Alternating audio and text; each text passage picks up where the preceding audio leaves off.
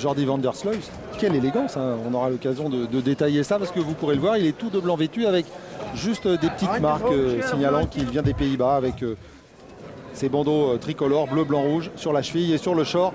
Face à lui donc en short rouge, Abdelhamabel, le tenant du titre. C'est parti pour la première reprise de ce dernier quart de finale donc entre le tenant et le Hollandais Van der Sloot. Abdelhamabel monte ses points, hein, qui ne joue pas, hein, attention. Hein. Ouais. Décontracté c'est bien, trop ça ira pas. Il est face à un Hollandais qui n'est pas venu pour rigoler. Alors, allez Abdelhamabel, on est prudent.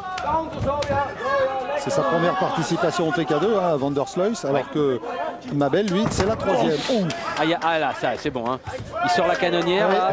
On a entendu ça claquer. Ouais, la puissance. Et le crochet gauche tout seul.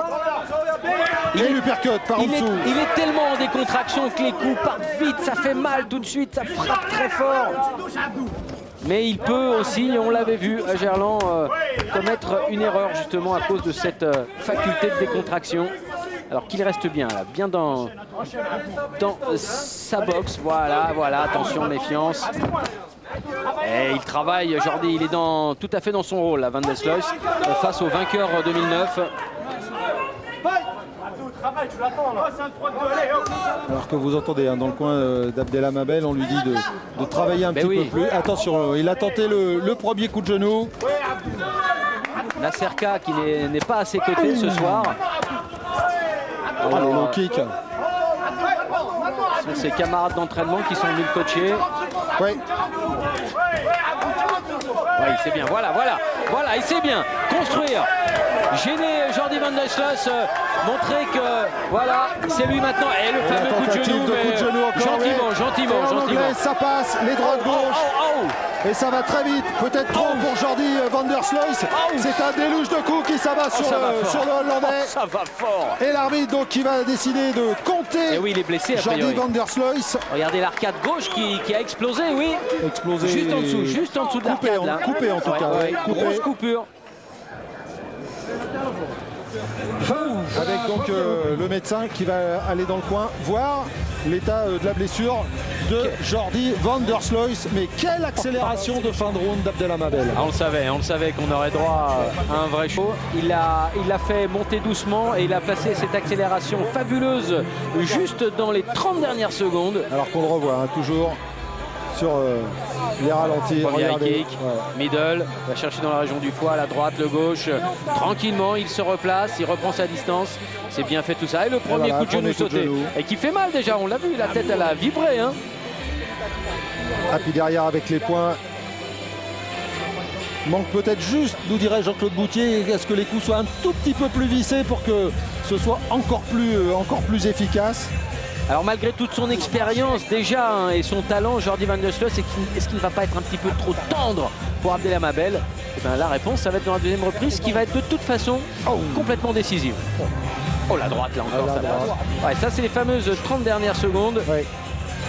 Ouais, et alors on l'a vu fugitivement. Oui, puis alors c'est une belle. Hein. Ouais. Puis c'est surtout très mal placé, Jean-Paul. Hein, à cet endroit-là, juste au-dessus de la paupière. Le sang qui coule dans l'œil, qui gêne la vision. Bref, et puis l'œil qui est juste là derrière. Hein.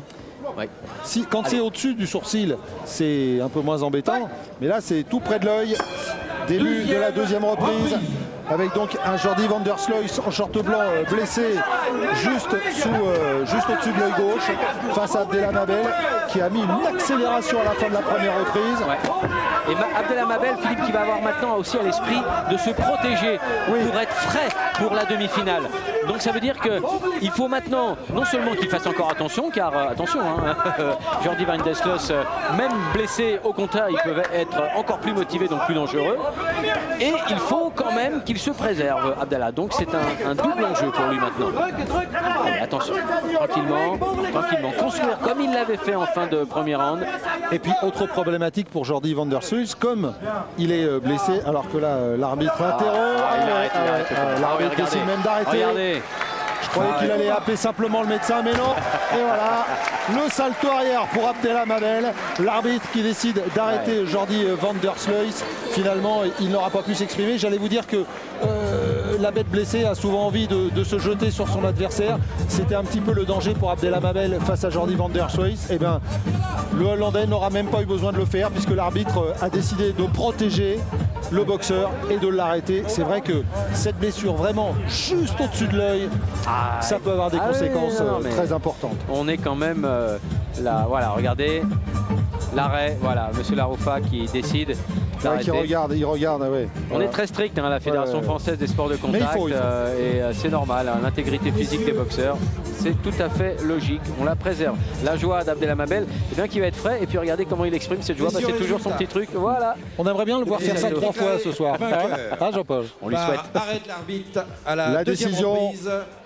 Abdelhamabel. Et la victoire donc d'Abdelhamabel face au Hollandais Jordi van der Sloot par arrêt de l'arbitre. Et on connaît maintenant Dans la deuxième nos reprise. 2 demi-finales, Philippe. Exactement. Avec eh bien, Philippe Salmon face à un homme qui ça va pas être simple, c'est Chris Van Roy avec ses low kicks qui cassent tout sur leur passage. Complètement. Et puis Abdelhamabel, l'autre français, donc on a 2 français pour les demi-finales Ça, c'est bien. face à Michael Barbot. Ce tournoi